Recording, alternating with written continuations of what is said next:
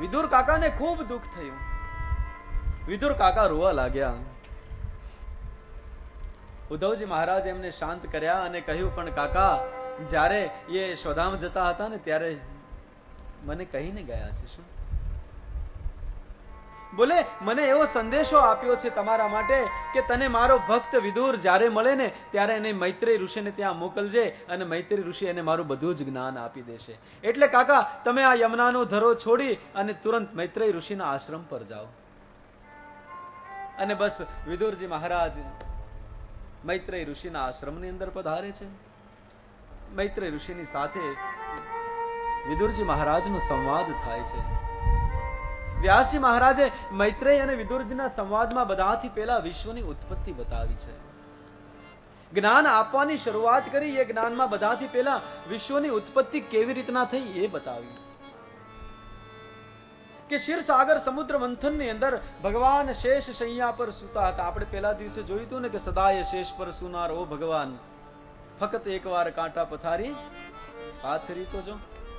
હા,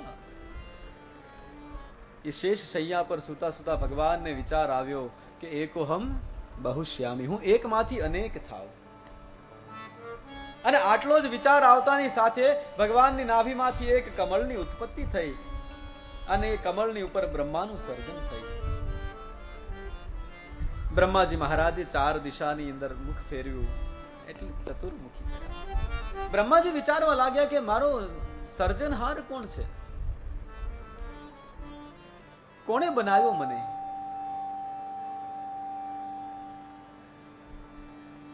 ખૂબ તપાસ કરી, ખૂબ જોયું દૂર દૂર સુધી, પણ કેવલ જલ અને જલ બતાવ્યું.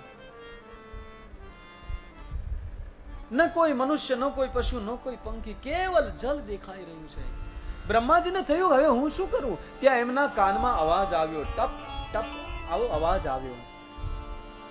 હકીકતમાં કમલની પાંદડીમાંથી પાણીના ટીપા સમુદ્રની અંદર ખર્યા એનો અવાજ છે. પણ બ્રહ્માજીને થયું કે મને કોઈ તપ કરવાની આજ્ઞા કરી છે. બ્રહ્માજીએ હજારો વર્ષ તપ કર્યું, ભગવાનનો સાક્ષાત્કાર થયો અને ભગવાને એમને સૃષ્ટિનું સર્જન કરવાની આજ્ઞા કરી. બ્રહ્માજી કહે હું સૃષ્ટિનું સર્જન તો કરું, પણ ક્યાં કરું? પૃથ્વી તો રસાતાળમાં હતી, હિરણ્યાક્ષ લઈને ચાલી ગયેલો. આ સંવાદ ચાલતો હતો એટલામાં બ્રહ્માજીને એક છીક આવી, એમાંથી એક જંતુ બહાર પડ્યું, એમાંથી ભગવાનનું એક સ્વરૂપ થયું અને ભક્તોએ એમને નામ આપ્યું, બોલીએ વરાહ નારાયણ ભગવાન કી જય. ભગવાન વરાહની ઉત્પત્તિ થઈ, રસાતાળમાં ગયા, હિરણ્યાક્ષના કબજામાંથી પૃથ્વીને છોડાવી, હિરણ્યાક્ષનો વધ કરી પૃથ્વીને લઈ આવી શેષનાગના ફણા પર સ્થાપિત કરી અને પછી બ્રહ્માજીને કહ્યું કે આના ઉપર તમે સર્જન કરો. એટલે બ્રહ્માજીએ ભગવાનની સ્તુતિ કરી, વરાહ ભગવાનની. મેં આપને બીજા દિવસે યાદ અપાવી હતી એ જીતમ જીતમ તે જીત યજ્ઞ ભાવ દગ્ધ. ક્યાં રચના કરું, કોણે બનાવ્યો મને? એ દગ્ધ હતા એટલે જકારથી શરૂઆત કરી.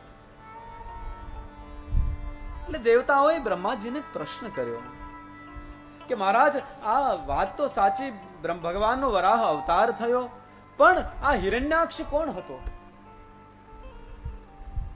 એટલે એના ઉત્તરમાં મૈત્રેયજી મહારાજના સંવાદ દ્વારા જય વિજયની કથા કહેવામાં. હરિ કે દ્વારપાલ દો જય और વિજય જાનો સभी. દ્વારપાલ હરિ કે પ્રિય દો, દ્વારપાલ હરિ કે પ્રિય દો. જય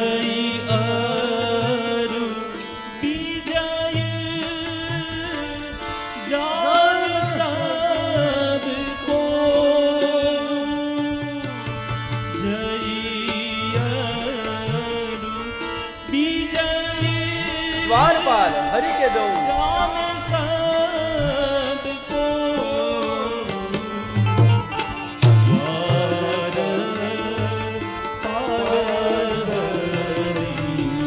કે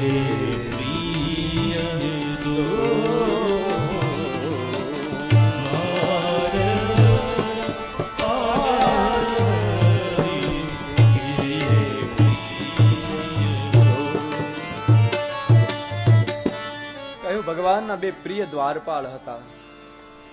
કોણ? તો કે જય અને વિજય. આજ હિરણ્યાક્ષ અને હિરણ્યકશ્યપુ બનીને આવ્યા. કહ્યું એ કેવી રીતના મહારાજ? બોલે એકવાર સનત કુમારો ફરતા ફરતા વૈકુંઠમાં ભગવાનના દર્શન કરવા ગયા. હવે સનત કુમારો એટલે દિગંબર અવસ્થામાં રહે. આ જય અને વિજય બંને એમને અટકાવ્યા કે અમારા ઠાકોરજીના દર્શન આવી રીતના ન કરી શકાય, જતા રહો એમ કરી અને સનત કુમારોને દૂર કરવાની કોશિશ કરી. એટલે સનત કુમારોએ શ્રાપ આપ્યો કે તમે અહીંયા રહેવાને યોગ્ય નથી, જાઓ જય અને પૃથ્વી પર પડો. આ શ્રાપના ધ્વનિથી ભગવાન નારાયણની આંખો ખુલી ગઈ. દોડી અને દરવાજા પર આવ્યા, જોયું તો સનત કુમાર ઉભા છે. બે હાથ જોડી અને સનત કુમારોને વંદન કર્યા. સાહેબ, પેલા બ્રાહ્મણોમાં તાકાત એટલી હતી કે એનાથી ભગવાન પણ બીતા. તપ હતું સાહેબ, તપ. બે હાથ જોડી અને વિશ્વંભર કહે કે હે સનત કુમારો, કઈ વૃતાંત જાણ્યું અને કહ્યું કે આ તારા દ્વારપાળોએ અમને રોક્યા હતા નાથ, એટલે અમે એને શ્રાપ આપ્યો છે કે 7 વખત પૃથ્વી પર જઈ અને પડે. ઓહો મહારાજ, પણ એનો ગુનો નથી, એ તો મારો ગુનો છે. કેમ? બોલે કોઈ પણ નો નોકર જો ગલતી કરે તો એ ગલતી નોકરની નથી, માલિકની છે. કારણ નોકર કંઈ પણ ગલતી કરે એમાં ક્યાંય ને ક્યાંય માલિકની મરજી છુપાયેલી છે. નહીં તો સેવકથી ગલતી થાય જ નહીં. મને એક સૂત્ર બહુ ગમે છે. હું એક આશ્રમમાં ગયો તો ત્યાં લખ્યું હતું, યહાં સબ સેવક હૈ, કોઈ માલિક નહીં. મને તેમ થાય આપણા આશ્રમમાં લખી નાખજો એટલે બધાને ખબર પડે કે આપણે ગુરુદેવના સેવક છીએ. ઘણાને હજી મનમાં એમ થાય કે અમે માલિક છીએ.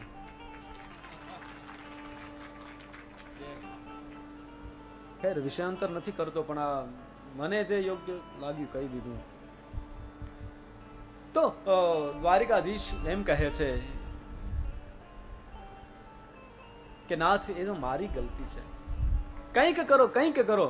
તો કે ના, શ્રાપ આપ્યો એ આપ્યો, હવે એ નહીં તો એના બદલામાં તું જા. બોલે મહારાજ, એની ગલતી મારા કરતા નાની છે, હું માલિક છું, મારી મોટી છે. તો કંઈક એવું કરો કે હું વધારે ભોગવું ને એ ઓછું. તો કે સારું,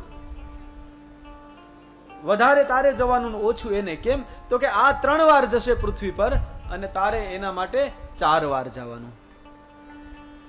એટલે પહેલી વખત આવ્યા હિરણ્યાક્ષ ને હિરણ્યકશ્યપુ બનીને, બીજી વાર આવ્યા રાવણ અને કુંભકર્ણ બનીને, અને ત્રીજી વાર દંતવક્ર અને શિશુપાલ બનીને. અને એનો ઉદ્ધાર કરવા માટે ભગવાનના 4 અવતાર થયા. રામ, કૃષ્ણ, વરાહ અને જે આજે આવવાના છે એ નૃસિંહ દાદા. આ ભગવાનના 4 અવતાર થયા. એની કથા કહી. હિરણ્યાક્ષ અને હિરણ્યકશ્યપુની ઉત્પત્તિ કેવી રીતના થઈ એની કથા કહી. અને ત્યારબાદ બ્રહ્માજીએ સૃષ્ટિના સર્જનની શરૂઆત કરી. પોતાના જ એક ભાગમાંથી મનુ અને એક ભાગમાંથી શત્રુપાની ઉત્પત્તિ કરી. મૈથુની સૃષ્ટિની શરૂઆત થઈ. મનુ મહારાજને 2 દીકરા થયા, પ્રિયવત અને ઉત્તાનપાદ. 3 દીકરીઓ થઈ, આકૃતિ, દેવહૂતિ, પ્રસૂતિ. આ 3 દીકરીઓ થઈ. એમાં દેવહૂતિજીને કરદમજીની સાથે લગ્ન કરાવ્યા હતા અને ત્યાં કપિલ મહારાજનો જન્મ થયો. આવું કહ્યું તો કે મહારાજ આ મને વિસ્તારથી કહો. કહે ઠીક છે. કરદમજી મહારાજ ખૂબ તપ કરતા હતા, એટલા મોટા તપસ્વી હતા કે એવો સંસારમાં તો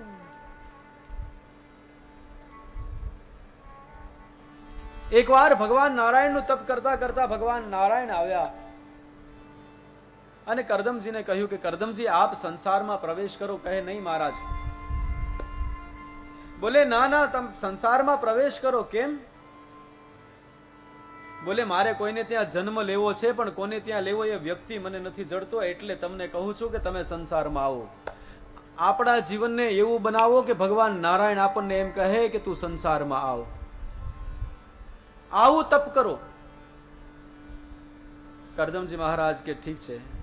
બ્રહ્માજીની આજ્ઞાથી મનુ અને શત્રુપા દેવહૂતિને લઈ અને કરદમજીના આશ્રમ સુધી આવે છે.